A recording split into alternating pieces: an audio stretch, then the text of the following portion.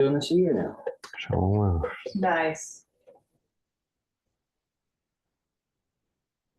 it's a lot of movies, but also not that many movies. Yeah. Not any good movies, you know what I mean? Yeah. There's only 11 good movies. We ran out of good movies, guys. We just got to watch Slop now. Yeah. Actually, the one we're doing, are we doing that silent film next month? The 1930s one? Yeah, is that actually a silent film though? What movie is I that? don't think it is. I can't remember what it's called. It's called Babes in Toyland, but there's another thing called Babes in Toyland, so to not get confused, it's also called March of the Wooden Soldiers. Okay. Oh, okay. Maybe it's not silent, but it's from the 30s, I think. And I think it's a musical. Nice.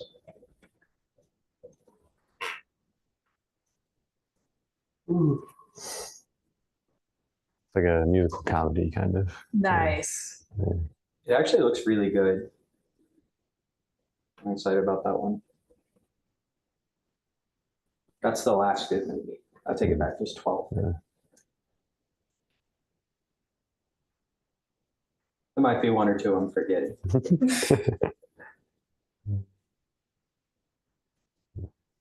Like, actually, no, I don't think there are. Yeah, I would never forget.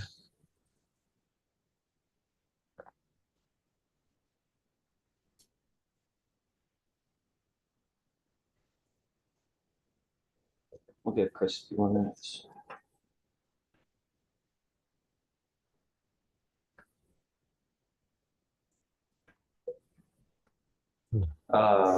While we're waiting, we have Miss Aria Fowler to my left of the other LA. Anything you want to promote while you're here?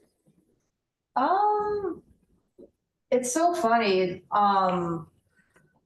We're just in the process of releasing new music and getting finally getting some shows on the road after being on a very long break. One of them is definitely confirmed. It'll be in November. I can't really announce what it is, but it's definitely confirmed. And we have one in October that's still out in the open, just trying to find a venue. But once we have all the details, we'll definitely post about it. So keep your eyes peeled.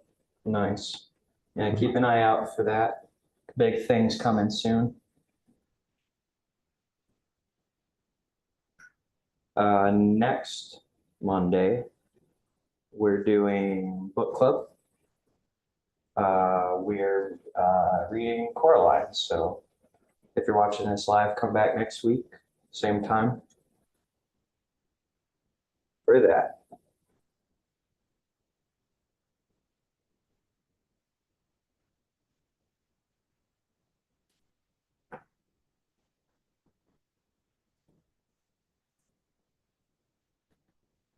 Mhm. Oh. Hmm. Oh, I meant to read the poem for Masque of the Red Death and forgot. Have you read it before? I actually have. I need to. Because Master Red Death's one of my favorite movies, but I never read the poem. I just wanted to watch it because of with Vincent Price. Yeah.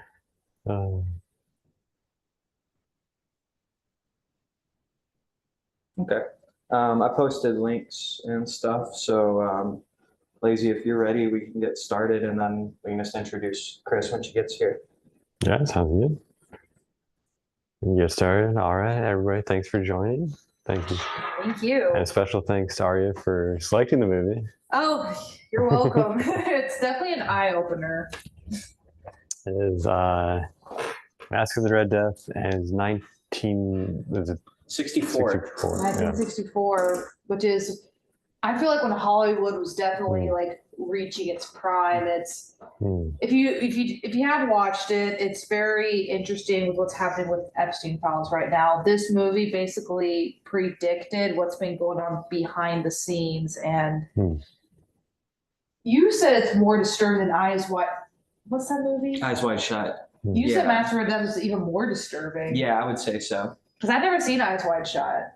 Eyes Wide Shut is a little bit more suggestive. It's like implied, whereas like Masque of the Red Death is like incredibly blatant, and it's like there's no he's like there's a part where Vincent Price's character is just like, we worship Satan, like Yeah. just Yeah. directly, just straight up. Whereas Eyes Wide Shut's more like symbolism, like if you know, you know. Like there's Right, but no, Yeah. Masque is like, yeah, I worship Satan. Mhm. Yeah, because Eyes Wide Shut kind of plays with the idea of like why something could be right in front of you, but you could choose to believe it's not happening. Yeah. Yeah, good point. That movie plays with the like look the other way, where it's Yeah. like there is no looking the other way with Mask of the Red Death. It's like very in your face about it. Like the straight up one of the characters is a pedophile, just like admittedly, which I guess Eyes Wide Shut has that too. But yeah, I thought it was more disturbing. It definitely is, especially the part where I forgot his name, but like, you know, the pedophile we're talking about, he definitely gets what's coming. He I wears that gorilla suit and is burned alive. I remember his name specifically because it was Alfredo. Alfredo. Oh. Yeah, Alfredo. Yeah. Yeah, you're correct. It's one Yeah. of my favorite pasta dishes, mind you. Yeah, one of my favorite pasta dishes, least favorite pedophile. You know, Yeah. on a tier list of pedophiles. Well, now I can't think of chicken Alfredo at the same. I can't it. Yeah, it's ruined forever now. I just think of The Godfather when I think of Alfredo. Who's that in that? That's the brother that betrays the family. Oh, okay. I think. I've never seen Godfather. I've been wanting to think. see it for a while. though. Godfather is really good. Nice. Yeah. Master Red Death is really interesting to me because of it is an adaptation of a Edgar Allan Poe work, Yeah. and it seems very almost theater-like in a way, with like the bright colors and the It costuming. is, yeah. But then, like, what I really love about Masque of Death is the different rooms. One is Yeah. a yellow room, one is a purple room, and of course they have a black room where they worship demons. Like, was it Chance that pointed out like those demons were from Lima or something like that? I don't know much about the. Oh, Crowley when she type has her magic. like vision quest thing. Yeah. Yes, Chance pointed that out. I wish he was here because he pointed out specific ones. King Payman. Yeah, is Payman very was dangerous. one. Don't mess with him. But I think he's right. I think the rest of them were goetic demons too. Yeah, that's one thing I never messed with fully. I've heard like warning signs. Like my mom even told me like, don't you ever mess with Crowley. Like that's pure evil. Yeah. Yeah, I can't remember. I remember thinking that some of them that like recognizing them as goetic demons when it happened, but I can't remember what they were. I'm interested. I do want to read the poem and see just like how much of that is present. Because like Lazy pointed out, this is very like theatrical, very like almost like musical theater. So I wonder how much of that is for the screen and how much of that is like taken from Poe's work. Because I mean, it's a longer Poe poem. I think it's like 20 pages, but that's still like not a lot to go on. Right. Yeah. Which I guess it's a pretty short story too. Like they get to the castle and then things happen. And it's pretty open and shut. But yeah, I never read the poem, but I'm curious if Poe actually wrote in the poem that the king worshipped Satan. I wonder if he actually wrote that in the poem. It'd be interesting if he did. Yeah, because that would have been. I wonder when that would have been published. Chris is here. Hey, Chris. Thanks for joining us. Hi, I can answer that because I just read the short story. Oh, No. awesome. They added all the satanic stuff. Oh, Okay. gotcha. Okay. But it Interesting. seems like they combined a few different short stories too. Like they used that one, and then there's like a different short story about a lord being mean to his diseased peasants, and they like took like 3 or 4 of them. So that one's like the basis of it, but they added more. Okay. Gotcha. It's like Weirdly, the thing that they did take from the short story is just all the different colored rooms, which the short story doesn't explain at all. Huh. Interesting. Do y'all have like color theory ideas about what the different rooms mean? I do for the movie, but not for the story. The story, it sounds like he's just being like gaudy and ostentatious. And he's like really described that way. Like just super eccentric and like nonsense style kind of. But then I think they were more intentional with where they put different colors in the movie. Since they were telling a story that had like an actual religious lore behind it, instead of just trying to make a point that like this is one crazy asshole. Like those seem to be doing. Uh, did you have a theory about the rooms, Alex? No, not really. I thought it was interesting that they go through them like they go through them left to right, and then there's later on in the movie they go back through the sequence but in reverse. You could I remember thinking at the time that like isn't it's like yellow, purple, black, white, I think is the sequence. I thought black was last. Yeah, Is it I last? thought Yeah, black was was last. Okay. Well, that throws my theory out then. I'm not sure. So all I know is like, don't go into that room. That's where they, she did that ritual. Oh, right, because she doesn't go into that one until later. Yeah. Yeah. No, then I don't know. I don't know what the colors mean. All right, do you have any theory about what you think? Yeah, that was confusing because I do know like purple symbolizes creativity and healing, and yellow symbolizes joy, which, oh, I do have a theory. I feel like she first goes into the yellow room and she says, "Oh, I feel at peace." Then you go to the purple room. Oh, this is more mysterious. And then there's the white room where it's just a blank slate. So you really don't know what to think. And then you see the black room. And like curiosity killed the cat. So it's like, I wonder what's in there. And it's really interesting. I feel like I don't know if I have a certain theory about it, but it's interesting why they start off with yellow. I feel like to let her guard down, basically. Yeah. I would say I think, and I'm not exactly sure if the color theory lines up with this, but to me, the impression I got is that a big part of the story is that he's a Satanist, but he's trying to get her to agree with him. So he's trying to take this person who is not and turn them into a Satanist. So the rooms represent sort of like that psychological descent to the darkness. And that's why at the end it goes in the reverse order, because she doesn't actually go for it and he gets what he deserves. Yeah. I think we're all on the same page, at least, that there is something significant about the sequence of them. Like the order seems important somehow. Yeah, I'd say it seems like a bit of if that is the order, I'd say the yellow could be the sort of like the comfort of like, well, you kind of let your guard down a little bit because you're in the castle now. You now have food and clothing and all that stuff. And then the purple is more like the mystery of it, the curiosity. And then the blank white room is sort of like the almost like the sort of like cleansing, like there's now nothing. So you're now ready to transform into what is. Yeah. No, you're spot on. I think The that's what next- it is. It's like the open to a ritual is like the cleansing space. Yeah.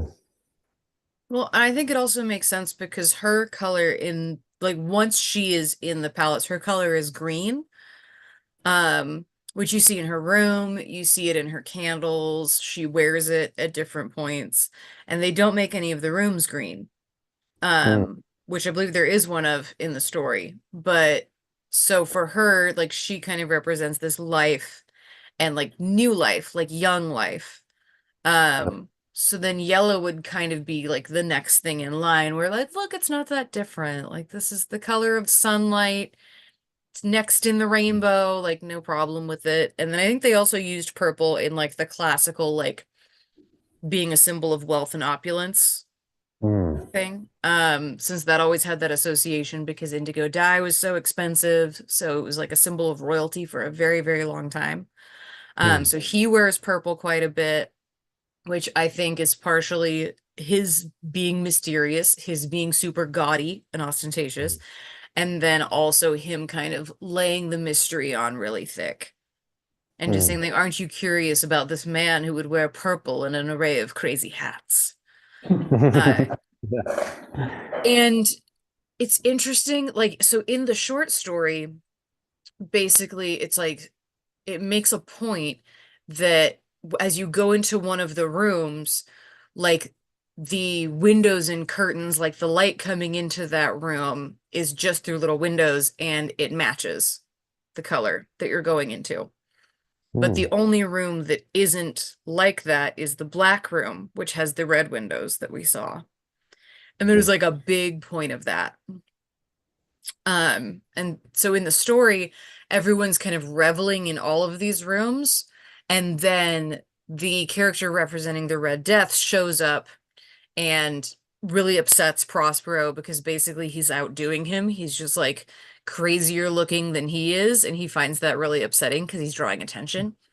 And he's like, you know what, take me to this person. And he gets out a knife, and basically the crowd pushes through all of the rooms to help him get to this guy. And then he immediately dies. And everyone's like, oh my gosh, we have to get this guy out of here. He just killed Prospero. And they all kind of realize he's like not tangible. And then it's like, yep, and that was the Red Death. And it killed them. And they're all like gone. So it like the passage back and forth through the rooms is like 90% of the story. So it is interesting that that was something that they took from it, and then they built so much bigger by adding these other characters and stuff. I had some other point and totally lost it. That's it. That's the rooms. That's the colored rooms. I don't know what they are. Remember the part where they dubbed over the little girl with like an adult voice? Yeah, that was weird. Oof. I honestly believe that they actually dubbed the little person too, Hmm. because I watched closely, like, wait, that's not him talking either. They dubbed both of them actually. That was a weird choice. No. Weird. It's like not even like a childish voice at all. Mm-hmm. Just dubbed over with like an adult. That was weird. Yeah. And also very unsettling. Yeah. Yeah. I mean, I was thinking like it is a shockingly timely movie, like subjects and themes that is on everyone's minds over the last couple of years, just with everything that's happened. But it also makes me wonder about like, I mean, it's not like any of that's new. You know, this is something that people this has been a thing for a long time. Like, And it's just now coming out. Like Yeah. it was pretty ballsy of them to do this in the 60s. Hmm. You know what I Yeah. mean? I wonder, is there like in Poe's work, is there like the exploitation of like children specifically? No, it really just is like, oh, there's oddities, there's revelry, there's like a series of entertainers. So it doesn't really specify, like no individual person is mentioned other than Prospero himself. Oh, interesting. Yeah, so everyone who is a character is an addition. Okay. So like Gotcha. they were clearly trying to tell their own story about these people.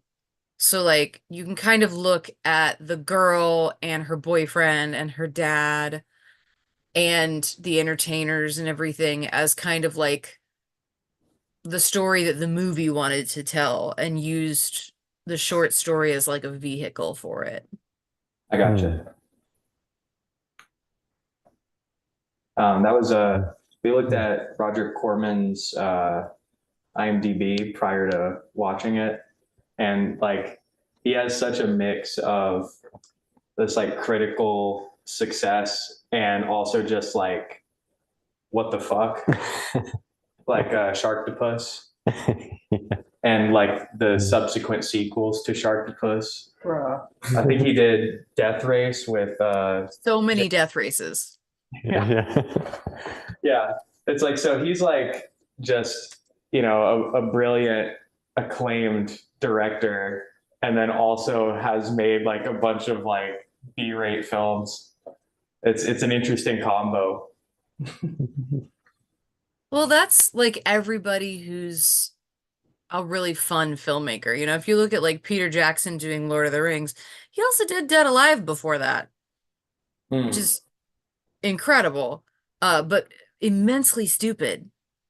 And like you look at Sam Raimi, like he gets very successful with like action and superheroes, and then he does some crazy horror thing. Yeah, I love Like, Sam Raimi. yeah, some directors are just trying to get their weird stuff greenlit by creating blockbusters, and I have that suspicion here. That makes sense.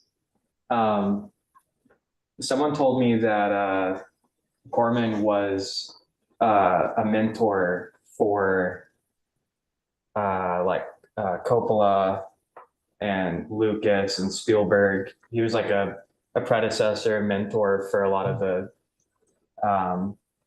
the big directors to come after him. A lot of the big names.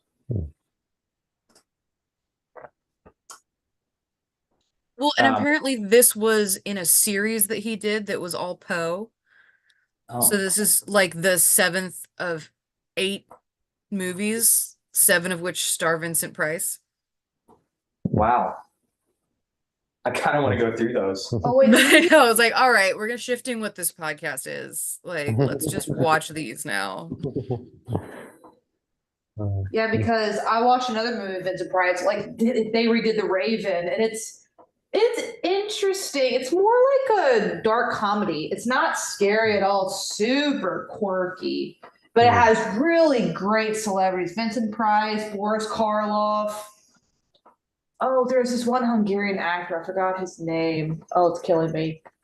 Oh, I forgot his name, but he's in The Raven too. But it's a very good movie. It's very quirky, but it's also in Girl Poe, starring Vincent Price. It probably is a Corman film though, if he did a series of Poe adaptations. Price, speaking of Vincent Price, he was so good in this movie. I mean, in everything, but Oh, God rest his soul. He's brilliant. He's also a chef too. He was a gourmet chef. really, Yeah, like he was really. That was his other passion, was cooking. well, he was serving food and he was serving cunt. as Chris pointed out, Just those hats and the poofiness and the super brightly colored tights.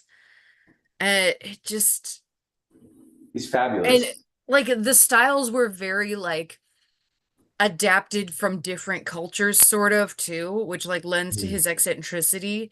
He's got that kind of like, well, I've traveled the world, like I'm so worldly, look at me bring in things that are like clearly styles from the Middle East and from Africa and the Far East and everything. Like it's another way of kind of impressing someone who's fully intended to be born and die in the same tiny crappy little village.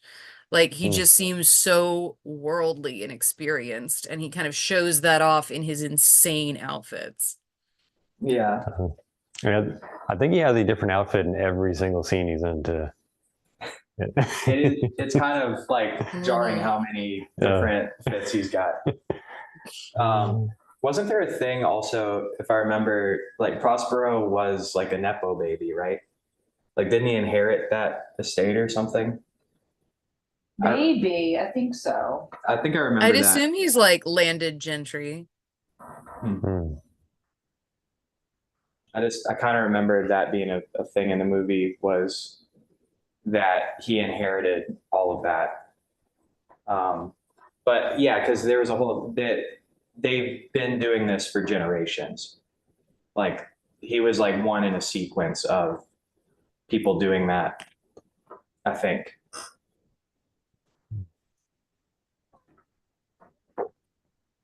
Yeah, I forgot. He did talk about like his ancestry. I don't remember what he said. Yeah, I think they said they've been doing that. Like it's like a family business, and he's like the inheritor of all of that. But I'm kind of curious about like how much of that was him and how much of that was like a tradition, you know, because it feels very personal to him. Like he's personally invested in what he's doing. which is, I mean, like just like blatant evil. He's like such like a comic book villain, like nothing Yeah, redeeming. cartoony super villain. Yeah. I thought the really disturbing thing was when he saw that his wife was dead. He's like, "Do not mourn. She is now with a friend of mine." Basically, like, oh, that's weird. Yeah, she married a friend of mine. Yeah. Mhm. Yeah. Yeah, there's definitely, it seemed like he had also like an air of arrogance about him, where like some of the other people that were high up would mention like, well, be careful about that because he's not the king. But he was like, well, what are they going to do about it? Yeah, this sort of like, I'm best friends with Satan, so who can stop me? Pride leads to downfall. Oh yeah, and that's kind of what the whole thing's about, right? Mhm. Like he is his own demise. Yeah. Yep. Do you think the Red Death was a thing? Like, was there a disease? That's interesting. It might have been just from greed.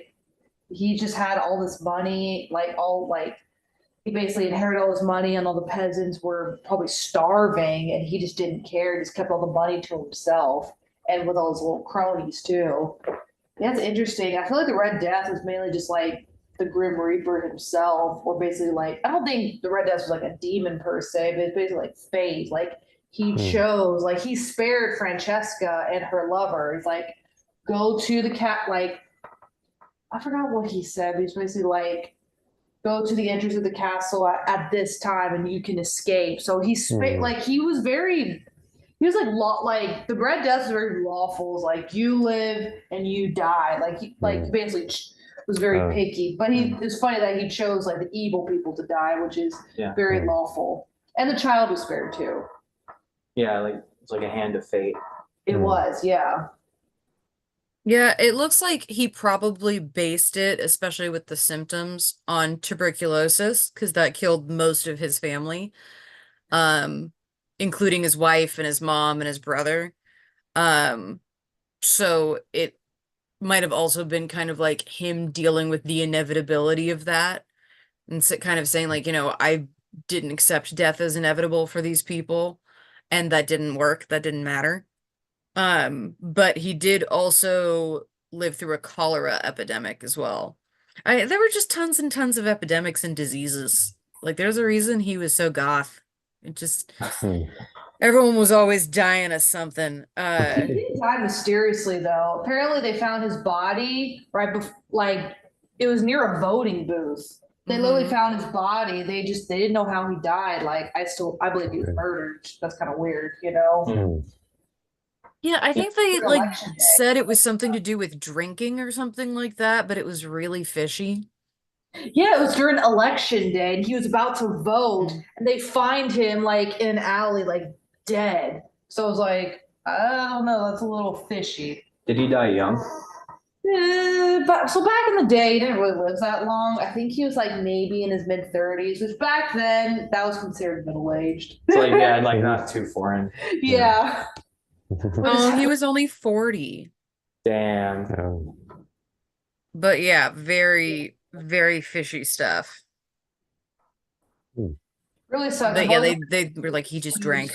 But it's in Baltimore. Oh yeah, especially where he's buried, you don't go out past 3 p.m. That cemetery closes at 3 p.m. No exceptions. It's that dangerous, which sucks. I want to visit his grave, you know? Yeah. Like a haunting in that graveyard is the last of your concerns. More just the random people. I know, it sucks. Do you think that the Red Death is like, I guess what I'm thinking of is there's a scene right at the end where there's all the others in the same costume, basically, but different colors, and they like march off. So you think it's like an incarnation of death, or it is death? I think I assumed like each one was a different disease. Okay. Like maybe that one was tuberculosis, and one of them was cholera, and one of them was like the Black Death.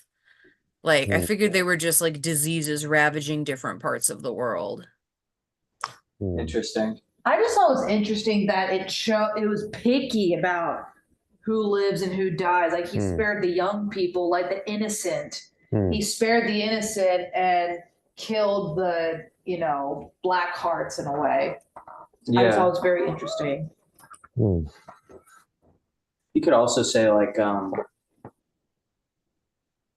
maybe different, maybe they represent different diseases, but then also maybe like one is pestilence, one is war, one is famine, something like that. Things causing mass deaths in general. Yeah. I'm not sure. Well, it's interesting that there is a bit of a through line where it starts off with the old woman coming across the Red Death. Right, and he's got a tarot card or something. Yeah, that's right. Yeah, it's like the opening scene, right? Correct, yes. And then if you, as a disease though, then she goes to the village and she's the one that Prospero comes into contact with when he's there in the village. Yeah, doesn't she also say like the Red Death is here? Like I ran into the Red Death. Like she like, I thought she like warned the villagers or something. Maybe not. She did tell them that like she met a stranger or something. Like they knew there was a weird encounter with her. And then by the time he got there, she's just screaming. Yeah, that's what I remember, is her screaming. Yeah, that was like a specific scream. Yeah. Also, like they were just gonna like kill a couple of them, but by the end they just killed the whole village, right? And like take 3 of them with them. But I think originally they were just gonna take a couple. But then took them, they burned the village, which the villagers complained was a death sentence because it was winter. And then the other villagers who showed up said that they were the last who had survived the Red Death. So the Red Death had like ravaged the rest of that village. I think because they were also like very exposed at that point. Like he probably helped boost the Red Death along in that village by burning down all of their homes. Because then they're all stuck in that situation together. But he's not really worried about it. Yeah, there is sort of a like his actions as the Red Death as a disease, his actions are what brings it to his own castle. Like directly. Not even in a like he's evil, so he deserves it, but like he literally he's in their business, gets in front of the old lady that screams at him. It's like, what? You shouldn't even be here, man. And then he burns the village down, so the villagers have no choice but to essentially. He takes a villager too. And he takes a villager. But takes 3 of them, 2 of who he already said he wants to kill one of at least. And the villagers have nowhere to go, so they all show up at the castle. Yeah. So it's like you've now, any way that a disease could possibly come to where you are, you made sure that it did. He invited it in. I will say it was one of the most, my opinion, the most disturbing scene is when the Red Death finally comes to the castle and how they're dancing. I definitely believe it's kind of it's definitely symbolism for like Satanism and like the elites and everything, just how they're dancing and they're dressed in red and everything. It's just, that was a little weird. It's like, oh, there's some dark energy with this. Like, it's like selling, the imagery that I got is like, this is how they look when you sell your soul. They're just soulless, dancing like zombies. Yeah. Because they wanted fame, they wanted money and all this. They got whatever they wanted, but they were like dead inside, dancing like puppets. And like, the Red Death was like the puppet master, like, okay, you sold your soul and now I control you, basically. That's one of the most disturbing scenes in my opinion. Yeah. And that's, they're all in masks, right? Yes. Yeah. Because the mask. Yeah, because it's the mask. The mask of the Red. Yeah, because the masquerade. Yeah. Well, and like they'd all already demonstrated their willingness to give up their own judgment and their own free will over and over again, as we see where they let anything happen that Prospero is okay with. Yeah. And they watch a guy burn to death and they're like, well, if Prospero thinks it's funny, then it's okay. and they're all willing to humiliate themselves. Like they're all willing to submit to this puppet master Mm. and don't understand that like there's like he's also being puppeted. Like it's just a series of cosmic puppets. Exactly. It's like you don't see who's really controlling the scene. Mm. That makes me think too, like the humiliation ritual stuff. Correct. It's very Mhm. Hollywood. Very It's Hollywood. very reminiscent of how Hollywood works. Is if you want to be part of this group, you must debase yourself. Well, and that seems like it's also one of those things that we hear about in rumors of like the Bohemian Grove stuff, like Yeah. Camp David, like all of like the wealthy gatherings where they, intentionally have you do things that you don't want anyone to know about so that they have that. Yeah, yeah. The Mm. Epstein, the Diddy, Mm. the Bohemian Grove. Yeah, you're all compromised. You're all in this together because you all ate the baby. Yeah, exactly. I just, like I said, it was very ballsy of them to make this movie in the 60s. Nobody knew what was going on. You know, it was everything was hunky dory in Hollywood. I feel like that movie is like, oh, this is really what's happening behind the scenes. Although I think people in the 60s didn't really understand. It was like, oh, it's just symbolism. But now all the Epstein files, like evidence is coming out, and people can't watch that. Now that when you watch this movie, you're like, oh, they were trying to tell us for a long time, but nobody believed it until recently. Yeah, there's like a fine line between like that feels like a cautionary story, like he's trying to warn people, Oh, absolutely. but then you have like the like putting it in front of you like a karmic law thing, like put it in your subconscious. Like it's not trying to warn you, it's trying to like hypnotize you, make you. Predictive programming. Yeah. That's what it's called. And that's like there's like a fine line between the two. It like comes down to intention, really. It's like because you could do the same story, but like not as a warning, as a way to like make people complacent towards it. But I just kind of pick up vibe wise is like Corman's not. No, Yeah. he's an outsider. Yeah. But like I said, Well, I think especially the end of the movie kind of shows that. Because I think like my favorite part of the movie is when the Red Death actually shows up, and Vincent Price is like, "Oh, like I did all this for you," and he's like, "Who do you think I am?" yeah, I'm not Satan. Yeah, like Right. that. You're pathetic, actually, and Yeah. I don't give a shit about Satan. You're gonna die. Yeah. I feel like in tarot, Prospero's the fool. Well, and I like that, like, the person it holds up as the person who resists all of this, who sees all of it and maybe like spends a second touching a pretty dress that might be appealing, but then like focuses on the mission, gets out, is rewarded by surviving, the final girl, which this movie has. Yeah. She repeatedly says, like, I'm not really smart enough to know what any of this is. And she's not educated. She's not like wily. She's not like particularly physically strong or anything. She just has a moral compass and a will to not succumb to these things. So I feel like a lot of that message is also like, look, you don't have to be this like superhuman person. You don't have to be well educated to look around a room and see what's going on and not want to be a part of it. You can be just like the simplest, most basic person who was crawling around in the mud yesterday. And you can look at this and say, no, I'm not like this. And you can still be the person who makes it out without becoming a part of it. Like just because you are not of means, you're uneducated, you have a lot of needs that aren't being fulfilled, you're like constantly in danger. That doesn't mean you have to say yes to these people. Yeah. It is also interesting that Prospero was offended by her cross. He's like, put that away. That's offensive to me. Like he was afraid of a little necklace. Like it was just like, get that away from me. It was interesting. Well, also that he clarified it's because she believes it. Yeah, that's if it was only for decoration, he wouldn't have had an issue. But he could see, like he was, like I said, he had such an ego. Like, oh, like I can fix her. I can show. I can basically brainwash her into my belief, and she still said no, which is very, very, very powerful. Do you remember after the movie we were talking about? There's a scene at the end where it's actually Prospero makes a case for her to the Red Death, right? Yeah.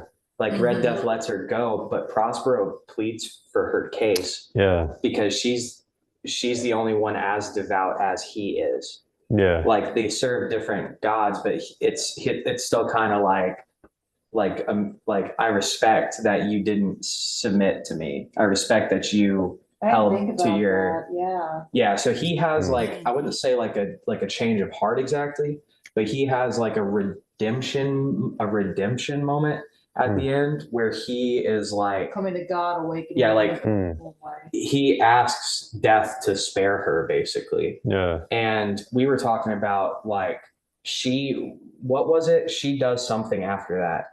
She kisses him on the because- cheek before she Yeah. leaves. Yep. Yeah, what do y'all think about that? I think that like she has that same sort of mutual respect in a way where it's like he does actually believe in something. And like on the base level, it's like he made a move to spare my life. I don't care what happens to him when I walk out of this room. It's going to be something terrible. It's none of my business. But thanks a nice man for helping save your life. And then off you go. Yes.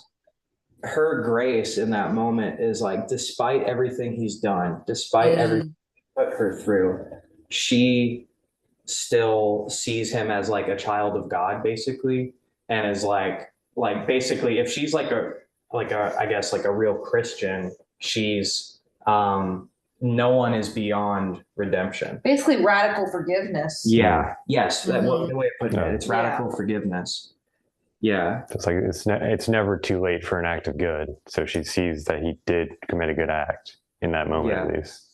That's the other thing we we're talking about is like, while good can falter in the face of evil, evil can falter in the face of good. Exactly. Yeah. It's like you can, just as the way you can corrupt a good person, you can, someone who is hell bent on evil, someone who is so sold on being an evil person, you can get to them too. You can get them to not be a piece of shit, basically. Yeah.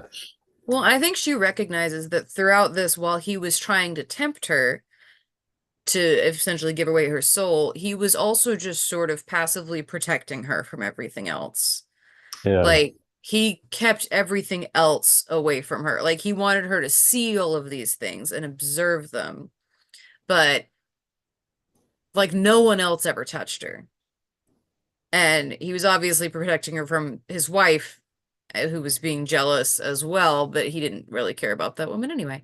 But I think he had just been so unsatisfied with surrounding himself with sycophants that he was like, this is one person that isn't going to suck up to me and isn't going to do everything that I say. And that makes them really interesting. Like she doesn't have a lot to contribute, but she's not going to get down on the floor and act like a goat because he said to. And that already makes her different from every single person he hangs out with. I think there's also an element to it of like when someone goes down a certain path that they're unsure of in their heart, they try to prove that they went down the correct path by watching others go down that path. Mm-hmm. So it's sort of like, because he does have respect for her, he wants to show her this a way that is as fair as it can be. Mm-hmm. Because if she goes down that path, that will validate that he made the correct choice all along. Whereas if if it's some sort of trick, then it's just like, well, it's just another person I pulled the strings on.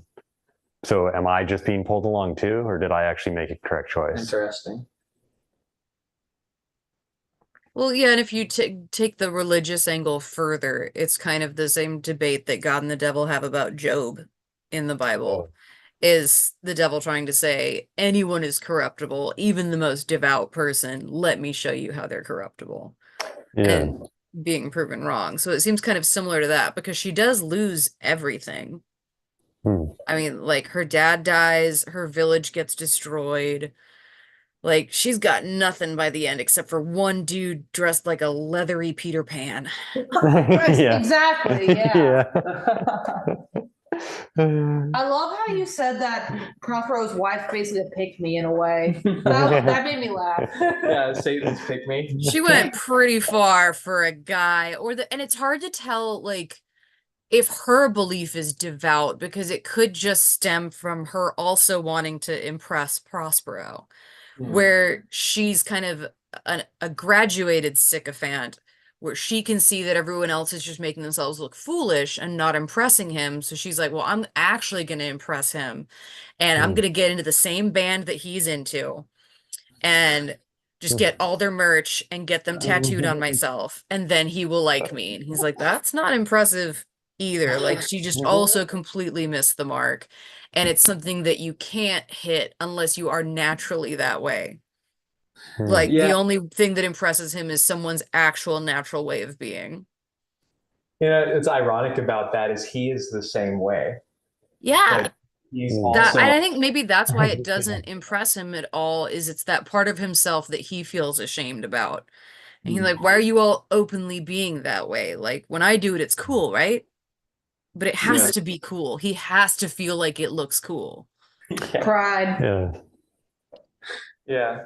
Yeah, I think there's also an element to it of his like almost because they behave that way, it justifies his actions. So it's sort of like, well, they suck. So He's basically Yeah. surrounded by a bunch of yes men that will challenge him. That's why he's interested in Francesca, because yeah, like nobody's ever said no to me before. You know? Mhm. so it's like, wait a minute, what if there are actually people that'll just say no? Exactly. Suddenly it's like fascinating, like actually respect this person. Yeah, that happens a lot. That's and that's what happens to him at the end. Is like, are you proud of me? Is like, you suck. Yeah. Yeah, exactly. Like he's no better than any of them. And then at the end, he's finally able to be like, well, I'm going to do a self. That means I can do a selfless act because I don't have to be a pick me for Satan anymore. Yeah. I can say no. Yeah, he kind of does. I mean, like I hesitate to say like a redemption arc because it's like he didn't, like he still sucks, like still fuck him. You know, you don't feel sympathetic for this character just because he did one good act. But it's like, I mean, maybe if I was a stronger person, I would though. Like what'd you call it? Radical. Radical forgiveness. Yeah, it's like I don't think I can do that. I don't think I'm a big enough person for that. But she was. Well, I think she was able to do that. I think also part of it is the recognition of like humanity, where it's like he may be a follower of Satan, but he is not Satan. No, Try as he absolutely. You're not might. playing God. Yeah, try as he might, he could not remain evil to the end. Yeah, he faltered. She didn't, but he did. Yeah. Her will won out over his. It's a good story. It's like Yeah, an I open, really liked the whole movie. yeah, Like, me it too. was a really good time. I love something that has like a very carefully constructed set and those really fun 70s interpretation of like medieval and Elizabethan costumes. Yeah. Like, there was a very good era of costuming that was going on then that you can tell has like some weird influences from like the coming hippie movement and stuff too, where you have women in these kind of low cut flowing things and simple patterns, and it was really like just delectable to look at, Yeah. which it should be since it's about opulence. Yeah, well said.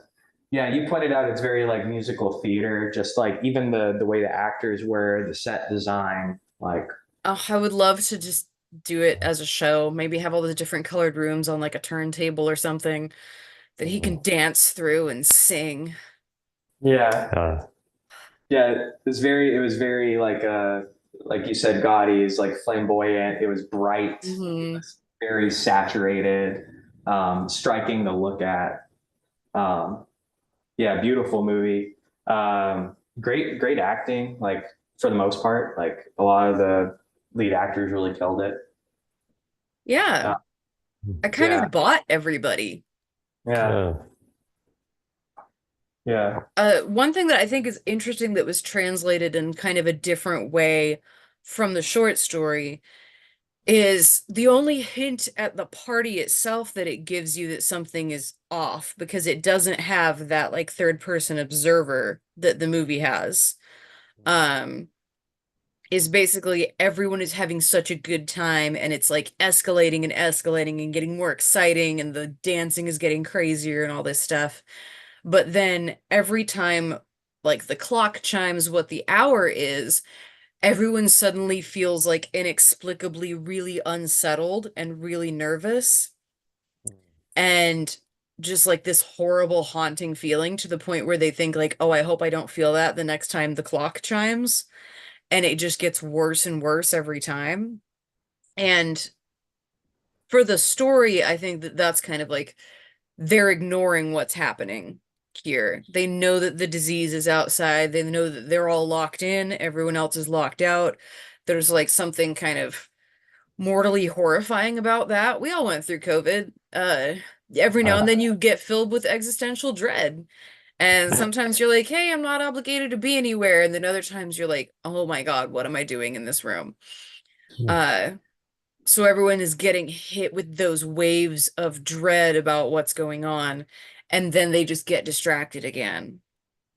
And I think Yeah. the movie told the same story, but through the eyes of the peasant girl who was kind of looking at it from the outside and just thinking like, what the heck is this? Like, does no one get how disturbing this is? Yeah, that's an interesting point to make about the like moments of realization, like the moments of dread, and then the going back into the spell, like the like realizing, oh, I'm in danger, but then like getting like put back into that like sedated mindset. Yeah, it's very much like in and out of a trance, kind of in an escalating way. I think the movie does kind of the same thing too, where it'll show you something like horrifying, like that lady dying and then the whole village burning and stuff. And then you get this super just like frivolous, silly party with these frivolous, silly scenes. And there's like a goofy scene where maybe Vincent Price is being a little extra hammy. And then he ends that scene by shooting a man with a crossbow after telling him he had sex with his wife. And it's like, oh, we're back down to the dark again. So Yeah. it kind of like does the same thing to the audience that the Poe story has it doing to the crowd. Where you That's get really those little waves. You're like, this is fun and silly. And you're like, oh God, no. to bring it full circle. That reminds me of the whole colors thing. As like different moods at different times is like different moods in different rooms, you know? Like it's like you have like yeah, it's coming in and out of different emotions. Yeah, it's a roller coaster. It was really just engaging and fun from start to finish. Yeah. I would say like from like a film point of view, yeah, the thing that really stands out is like Price's performance and also the just the set design, the saturated colors. Like we talked a lot about like more like the story and themes, but from like a visual point of view, those are the things that really stood out to me is Vincent Price and also the sets and the costumes. I absolutely love the costumes. I'm always a big fan of like the medieval style, especially those dresses and the head and like the headpieces. Like, oh, it looks so cool. This was a movie about hats. Yeah. It was definitely a movie about hats. That's what it was about. Yeah. Pretty much. Like, what was this movie about? It was about hats, really. Yeah. It's How a you can movie- wear them, how they match your outfit, which hats are respectable, how to do your hair so that a tiara will go around it.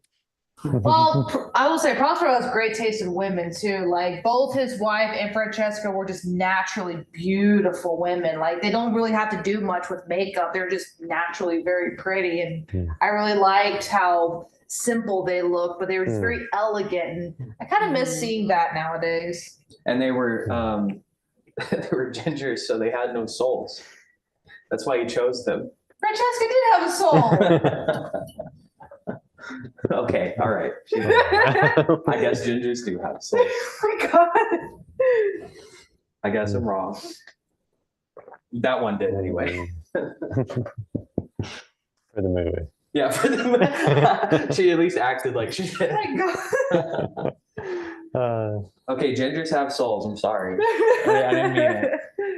I did like the I'm thinking what it's called with the more poofy hair, where it was like more up. The bump it. Yeah, the bump it. Oh, yeah. That's very sick 1960s. Yeah.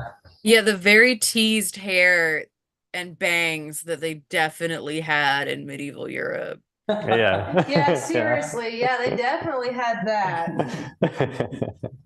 I was thinking that about the gorilla suit of all things, where I was like, I'm just. Well, I think they tried to say that it was an actual skinned gorilla, Yeah, okay. and like, no, it was not. That's a Yeah. costume. Yeah.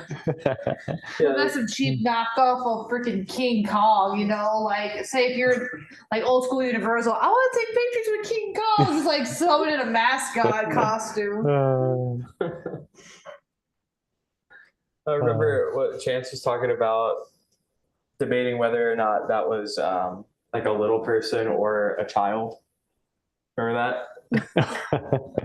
Oh, for the girl, or It was either the obvious. Yeah, he was asking about the girl who Okay. does not visually have dwarfism. So like, no, that's a child who they eventually dubbed. Like, I think that they were just trying to say like, oh, look, she's such an oddity. Like, you've never even seen anyone like this. It's like, nah, because you made that one up. But yeah, he's found people who are such oddities. Like this definitely adult weird. woman who looks like a child. Well, in some ways, it's like he's the ringmaster and he has his own freak show. Yeah. Yeah. He thinks himself as a ringmaster. Yeah. And I appreciated that subplot of like, people don't want to be your freaks. Like, No, absolutely not. they're gonna find a way out of this. Like they don't think you're cool. Also, it's like, you know, the service staff doesn't think you're as cool as your friends act like you are. Yeah. I see it a lot with like when I cater wealthy parties. It's just like I have a lot of these old rich men who will make jokes to me that are just not funny. And I'm like, man, I am not getting paid enough to act like you're funny. Like the Yeah. rest of the people at this event are. Like the service staff doesn't think you're cute. I'm not here to kiss ass. I just want to make money. Yeah, and if we have to light a guy in a gorilla suit on fire after artfully hog tying him to a chandelier to get out of it, then so be it. Must be done. Which I didn't mind because that guy was like the worst. Couldn't have Yeah. happened to a worse person, so I It's mean, it's really. kind of okay. I would also, yeah. He belonged in that flaming gorilla suit. Yes. Yes. I think there was a bit of it that's like Prospero is doing all these terrible things, and he was definitely terrible to the villagers. But in his own like weird court, it's like they all kind of suck and almost deserve it. Yeah. I So can see he's that. almost is like, They're soulless in a way. yeah. So he's almost like validating himself in his own psychosis of like, well, they do deserve it, so I'm not doing anything wrong. I see what you mean, which is very like that is like archetypal like devil with a pitchfork in hell is like, well, you deserve to be here. Like you were a murderer, or what have you, you know? It's like, and oh yeah, and I guess that also makes him kind of a prisoner to himself as well. Well, yeah, because it's sort of like all his friends are like, they're not really friends, they're just followers that think they're going to get something out of it. Hmm. You know, it's a sort of like Chris was saying, where it's like, well, yeah, it's because you're some rich old guy and nobody wants to upset you because they're hoping they can get a job or something. But actually, nobody really likes this or you. So Yeah. is it really like, it's not really him and his friends exactly. So it's like, Well, he's and if actually, you think about it, like he's got such a jaded outlook on life and humanity, where he's like, oh, life is just suffering, people are just evil. It's like, well, he's surrounded himself with like yeah, people who were born into wealth and power over other people. You're gonna find a lot of evil stuff there. So of course you think people are evil. Like, look at your friend group. Yeah, exactly. Like maybe if you were hanging out with somebody else, you wouldn't think that. absolutely. It's something that I think about that in terms of like when like people in Hollywood will do a sort of like, they'll use their word acceptance speech to talk about different issues. Especially if you're not well educated, you sound And- stupid. I hate watching the Oscars. I'm like, turn this off. Well, It's one just a- one of the things that I think about all the time though is that I'm like, and it doesn't mean it only happens there, but it's probably because it happens so much in their friend group that that's what they're speaking to. So it comes off as a little weird of like telling the audience like, you guys are all like this, and it's like, no, it's you and your friend group that are like that. When they get up and give their speeches, where it's like, well, that sounds like that happens a lot in Hollywood. I don't know if that's necessarily fair to tell. Not that it doesn't happen anywhere else, but tell the broader, like all of America, of like, you guys all enable Yeah, this. like you're ignoring this problem. It's like we're not. Yeah, it's like, no. It's Yeah. just pandering in a way. It's like you're not well researched into this, and you're just parroting what. It's like the whole "I support the current thing" hashtag. I'm like, no, you're just a parrot. Yeah. Stupid. Yeah. Just say the key words to like toe the line. A part of me, like when it comes to like Grammys, I'm actually kind of glad that like metal and rock's not really appreciated anymore. It's like at least they're real. They're not trying to pretend to be somebody that they're not. So I respect that. I'm glad it's somewhat underground again. It's like, yeah, keep that away. Yeah, exactly. Keep that. I don't want that. But yeah, I think that absolutely applies to Prospero, where it's sort of like he justifies his own beliefs because of his friend group, but then he goes out to the village and burns the whole village down. It's like, well, they don't act like you guys do.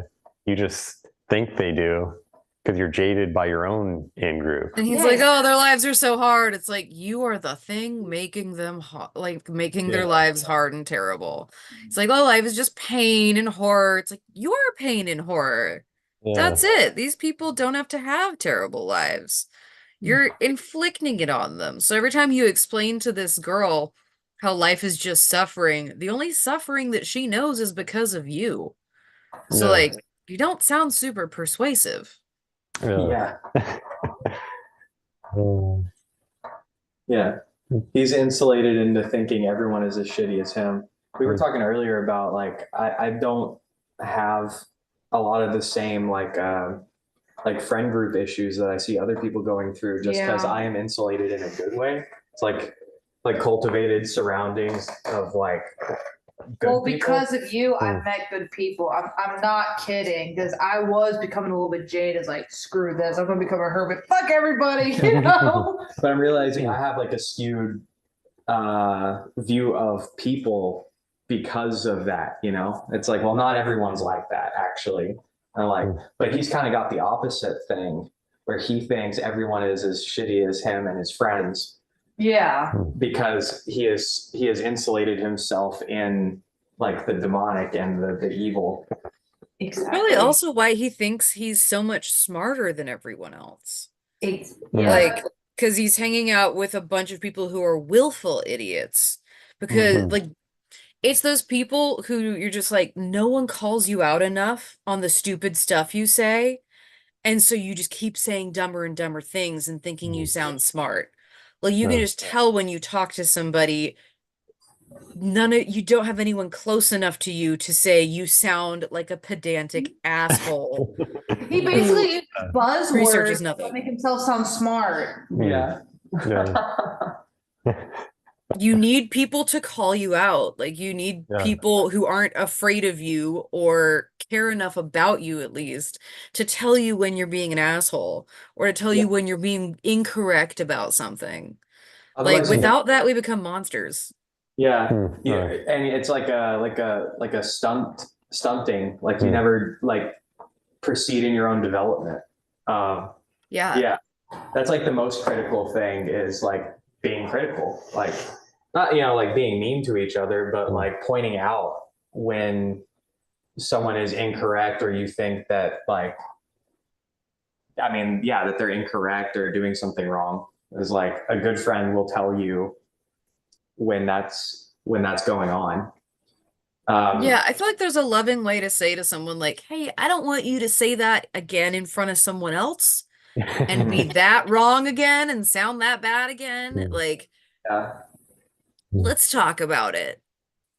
I can think of many such cases where my friends have done that with me. And I think like, that's really speaks to character, of the, cause it's not always easy. Like, it's not always easy to like, even if you are close, like, I would say it's like a conscious effort to like, for me to like listen when someone tells me I'm wrong, because my knee jerk reaction is like, I don't like being told that. Mhm. But it's like resisting that and being like, well, no, they're telling me this because they're probably right. And then it's like, you think about it for a second, you're like, no, they are right. I'm wrong. So it's like, there's something to be said about the character of like doing that for someone, but also like, you have to be the kind of person who's receptive to that also, which like the people in this movie, they don't challenge each other, and they're also not receptive at all to being challenged. That's the thing. If he was interested in being surrounded by people who were as smart as him to help him grow, like if he wanted personal growth, he could probably go find that somewhere with all the things he's been wearing. He seems like he's been all over the world, but he's ignored those peer groups for people who will just make him feel like a special boy. He just wants to be the biggest fish in the pond, and he found where he can do that. And he wants to be the kid who's burning the ants with the magnifying glass instead of hanging out with the other kids, because the other kids will challenge him and the ants just scream. Yeah. Yeah. Sounds like my ex. I'm being blunt. I'm just saying.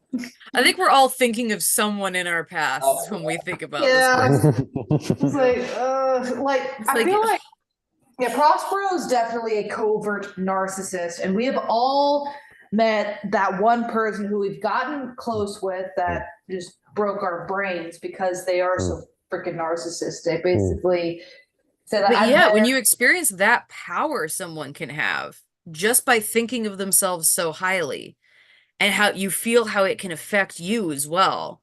Because I've definitely had that relationship before where I've looked back and thought, like, I was acting insane.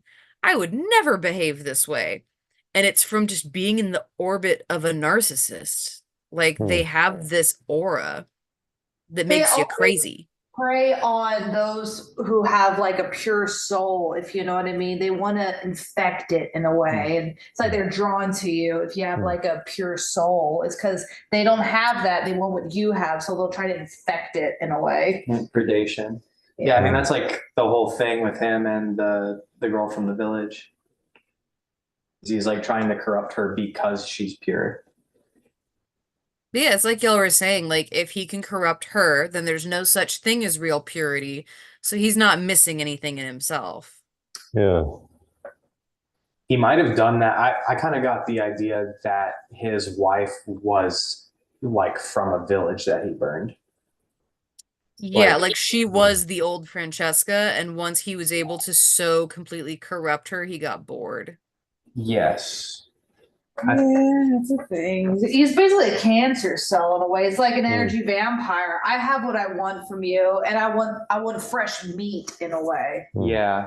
Yeah. I kind of feel like that's probably what happened is she was a victim that the same way with Francesca, like the same way that she was, and she just went a different route with what happened. And you can like sympathize with that too, where it's like, well, yeah, she did that as a survival mechanism. She did that because that's what it was expected of her. And there's like positive and negative reinforcement to that. So it's like kind of a sympathetic character. She made the wrong decisions, but like you can easily see why she made those choices if you think about it that way. Yeah, well, and she seems to have a lot of that devotion that drew him to Francesca, because while everyone else is partying, you don't really see her partying. She's off like doing rituals and praying and stuff. Like she's taking this very seriously. And that's probably part of what he was initially drawn to in her, was sort of her propensity for intense belief. And yeah, because he got her to believe the same thing as him. He's like, well, you share my reality now. I need to taint something new. Yeah.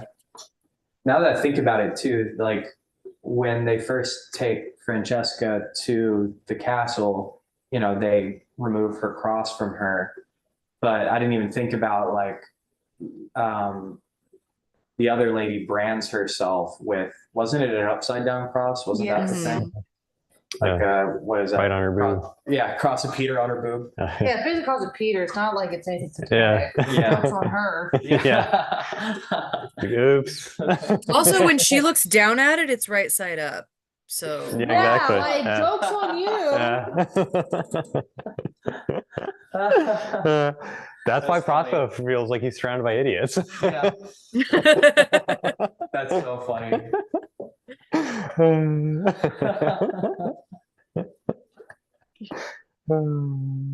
How about the scene where it's like, I think everyone in the room when we watched it is like, when there's the poison daggers, it's like one of them's gonna try and stab him, right? Like, yeah, we're just waiting. Oh, yeah. we're just waiting for like, All they want is entertainment. They Yeah. don't care what happens. And I Yeah. think it was probably the intention. Like he definitely knew they're gonna, if they get down to the last one and haven't found it yet, one of them's gonna make a move, and that's part of what makes this spicy.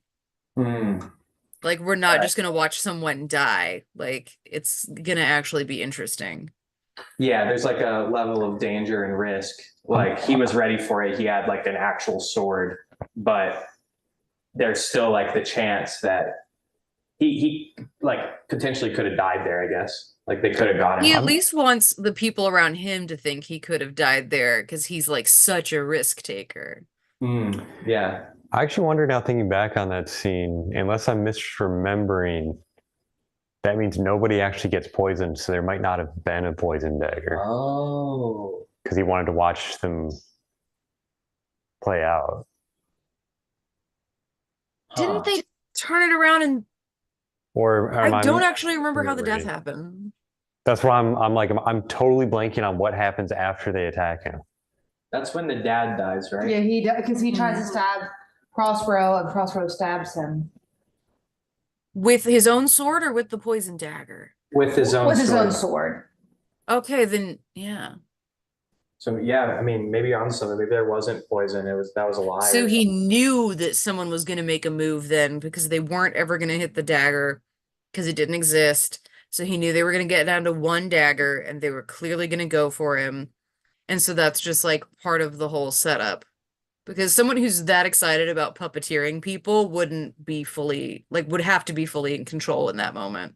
Yeah. Yeah, that makes a lot of sense, right? It's like, this is a cruel game where you both lose. I told you that one of you wins, but actually you both lose this. And But that's very much like the wealthy people in power, how they treat the poor, you know? I mean, like, just watching it, it was like, yeah, you guys should be enemies. And they did, like, you know, if one of you dies, the other one doesn't have to. And the two of them still will not do that. I mean, like, I'm personally of the belief that every societal division that exists is just made up by powerful people. You know, it's just like it's introducing race as something we should be upset about, immigration is something we should be upset about, gender is something that we should hate people for because this person is causing your problems, not me. Don't worry about the wealthy guy. Like the only real division is class. sure. I would say not really to disagree, but I would say at the very least, it's all aggravated by the wealthy. So like you can, yeah, like maybe there is a natural bent in people to like see our differences and be upset by them. But as soon as you start saying like, well, this group of people is making it so that you're poor. Like this group of people is taking your opportunities. Like if they weren't here taking the jobs, using the welfare system, like all this stuff, then you would be just like us and you would be another millionaire. It's like they would never let that happen. That's like every social issue is either completely engineered or there is like something there, something legitimately there, maybe that can be aggravated and exploited. But it's like every single thing. Like I agree with you. Yeah, there's lots of things that are issues that I wish we could all just discuss and figure out. But then, like you're saying, like things just get intentionally aggravated so that we can never have a real conversation about them. because Yep. everybody gets defensive suddenly because we've all kind of been told to. But like, Yep. there are some conversations that are worth having about people's differences in society. We don't get to really have them. Yeah. Oh no, No. you're not allowed to do that. No talking. Real discourse is not on that's not okay. No, you can't just ask each other questions and try to understand each other or anything. Like, no, one of you has to die, Yeah, and exactly. it needs to be in front of the wealthy so that they can be entertained. Yeah. Well, because we're fighting each other, we're not fighting them, right? Yeah, Like, and if you the only try to real fight ones. them, you are just going to end up on the floor. Like it was part of the game all along for you to try to fight and fail. Hmm. Yeah, I think one of the things that actually talking about that, at least in the movie, is interesting is he threatens that over and over again, but the only time he actually did kill the father was when the father went for him. Even though the entire movie from the beginning, it was a threat that one of them needs to die. And he first tried to put it on Francesca of needing to make a choice. And then they tried to make this sort of like train them to fight. They should fight each other and like gladiators kind of. And then like they wouldn't. And he's like, well, I have to come up with another plan. And that's where he went to the poison daggers. But he never actually he never actually followed through on that. If they just said no, he actually would do anything. It was always a threat, but he never actually did follow through on that. Well, I was kind of wondering if he was doing that, like delaying because he knew it was leverage that he had over Francesca and was adding to the tension with her, or if it was a failure on his part to manipulate people and he didn't know what to do with that because it's usually so easy for him. Yeah. But like when you take people who have nothing to gain from you at all, then they're not going to do what you say. Yeah. Yeah, he lost his leverage. I mean, that is the thing. He was trying to do the whole thing, even from the point in the village. Is like you need to pick one. Maybe it's like he either wanted her to make a choice, or he wanted her to see them fight each other, right? Yeah. Like it's all about her experiencing this, right? Mm-hmm. But also like to your point, Chris, he loses his leverage as soon as one of them dies also. So I don't know. Well, I think part of it though is to go back to that he has this view of the world where everything's evil and awful and it's not just him. So he has to construct scenarios where people do evil things to each other. To prove his point. Exactly, to prove, as opposed to if they all just stand there and say no and he's forced to do it himself for no good reason, he would have to then acknowledge to himself it's actually just him. I guess Prospero kind of takes L's the whole movie, huh? Like he's constantly failing at what he's trying to do. Yeah. But that makes her so attractive to him. Yeah. That type of guy, as soon as the girl is into it and says yes, he loses interest. Exactly. Yeah. He keeps interest just because she refuses the whole time. And I think he was hoping that if they killed, or if one of them killed the other one, then he could use that to point out to her and say, like, look at that. See, this guy is evil. He killed your dad. Everybody's evil. There we go. Yeah, God is dead. There is no ideal. Yeah. Yeah, and it didn't work. It's like a hopeful film.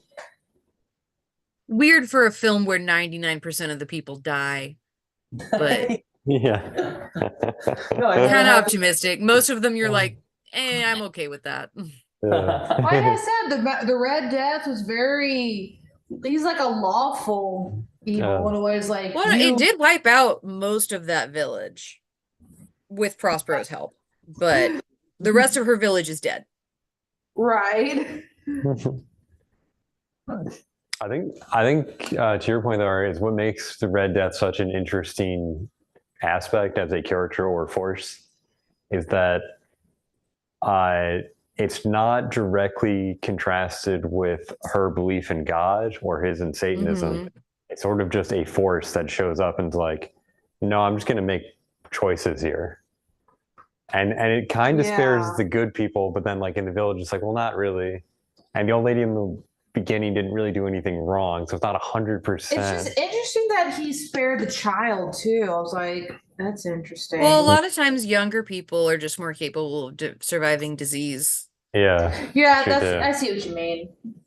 And also there's a randomization to it. And then one thing that Chance and I were discussing afterwards was like when he's talking with all of the other like forms of death at the end, and they're all kind of meeting up and sharing the, oh, this is going so well or whatever. He said like they don't seem to think that they're doing anything wrong or evil or hurtful.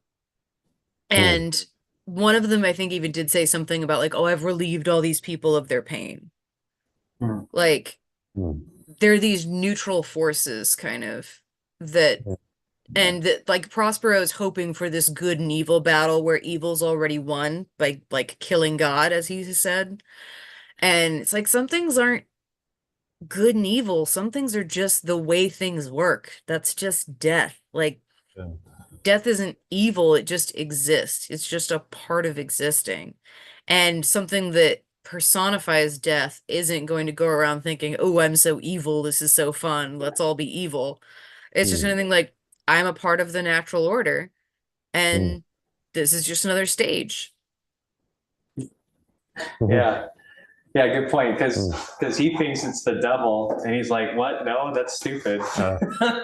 I'm deaf." Well, and I even liked the way it kind of kept like as the Red Death is personified as like a disease kind of. Peter Pan, he tells him like just wait outside. We're never gonna learn that guy's name. Yeah. I knew he had a name. But he's like, just wait outside and you'll be fine. Yeah. And it's like, that is kind of a like, and that's not a good, like, go do a heroic deed. It's just stay the hell away from it and you don't get diseased. Right. Just like stay That's out true. of my He way. doesn't say like swing in there on a rope and save her or something. It's like, Social distance. Because you can't. Because, well, I Yeah. think Poe had also learned from watching his wife and mom and everyone die of these diseases, you can't just run in and be a hero. All you can do is try to survive and hope for the best. Like, you can't fight the disease. You can't take out the sword that you just learned how to use and deal with it. Like, there's nothing heroic you can do at a certain point. It's just some things are coming for you or aren't. Yeah, that's a kind of like a bleak thing, but it's like, hey, that's life, right? Like that's how this shit works. Like, I think that even kind of plays into the sort of like Prospero at the end being like, hey, don't take her, and her being devout is like, it's almost like the good and evil both said, well, they kind of, good and evil both came together to let her live, which is sort of like, yeah, sometimes it is just a random act of fate that some people don't die from a disease, and it wasn't because of social distancing or anything like that. Like sometimes people they just didn't get sick and die from it. Yeah. I mean, like for some reason, my mom was incapable of catching COVID, and we don't know why. But she's very religious, so maybe it helped. But well, we don't know. We can't know. But also, I just felt like when he was like, "Please don't take her," I wasn't sure that the Red Death even thought she was on the table. Like, I felt like it wasn't even interested in her in the first place. It kept being like, okay, I'm here for you. And he's like, well, not her. It's like, don't even draw attention to her. Like, she's not a part of this. I also kind of got the impression that it's like he didn't negotiate anything in that transaction. Like there was no Red Death was just like, that's unusual of you to act like that. Anyway. Like, well, and the Red Death had already kind of promised Peter Pan that like things were going to turn out okay. So I assume because he said like I'll send her out or something. Like he wasn't gonna kill her. So so how much did we really do? Like the gesture is what's important. Yeah. Yay for Prospero. Is like the idea that he pleaded for her case, but it was irrelevant. So that also means that her faith was kind of like, well, yeah, I mean, like good people die too.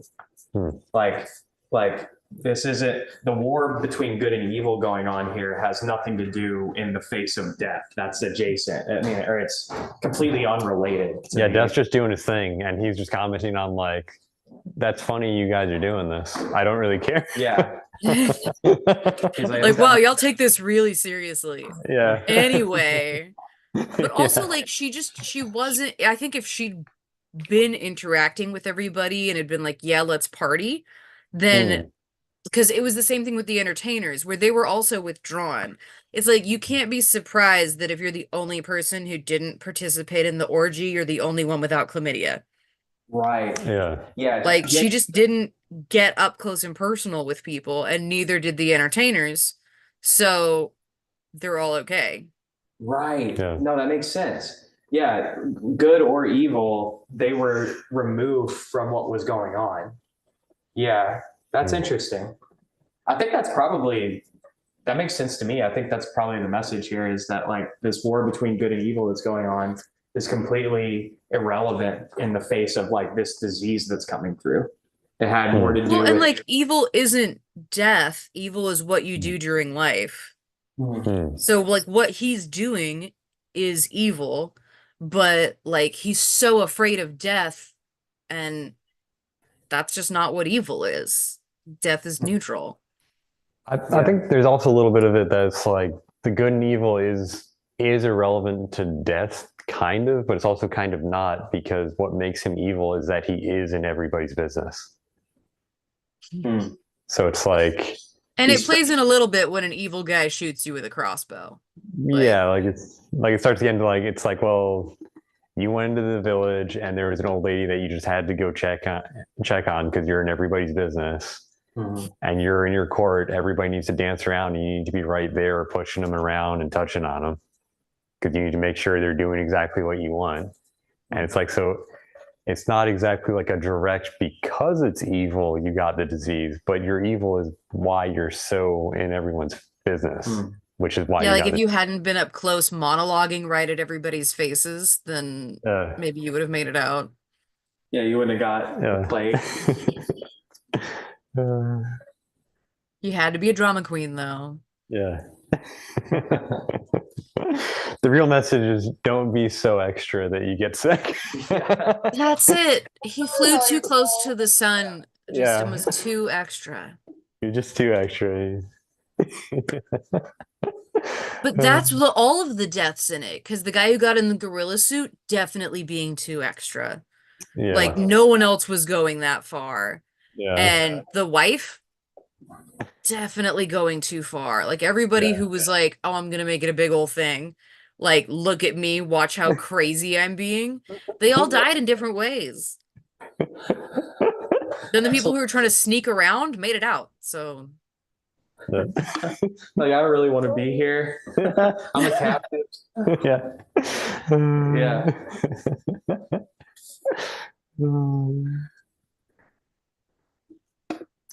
All right. Well, I guess, does anybody have any last thoughts? Anything, the aspects of the movie that they really wanted to talk about? I would just say thank you for showing it to us. It was really delightful, and I'll probably watch it again like multiple times. I know it's just kind of weird, but it's kind of a comfort movie for me. I just for the imagery, not for the Satanist stuff. I'm not into that. Trust me. I'm a big fan of Vincent Price, and it's a really good movie to watch on like a rainy, stormy night. You know, it's very for that. I to second that. Thank you for recommending this. This was a great movie to talk about. Absolutely. It is funny that you're like, yeah, this is my comfort movie. Last month I chose my comfort movie, which was Across the Universe. Very different. But yeah, I really enjoyed that. It was also like, not only is it just a great movie that I'll probably watch that again, but it was a great choice for discussion. There's a lot to talk about with this one. Yeah. Absolutely. Thank you for choosing it. I also always appreciate movies that are, like older, like personal picks that aren't just like, oh, this movie came out last week, we should watch it. It's like, honestly, I'm not a big fan of modern movies. Like, I don't know. I guess I'm an old soul. I just miss like elegance and all that, not the Hmm. stupid Gen Z slang that's like a fourth language to me. I mean, they make it like really hard to like modern movies. Like they all kind of suck. Ooh, that's my point. It's like, I don't want to watch this. Yeah. Although Frankenstein's great. I will say I haven't that. seen that one. Nosferatu is pretty good. That's good too. If you like Nosferatu, you gotta watch Frankenstein, Okay. then you'll like it then. It's very sad, but All right. Well, speaking of movies, though, next month we will be doing Babes in Toyland, nice. also known as March of the Wooden Soldiers, which is a 1930, I think 34 comedy musical.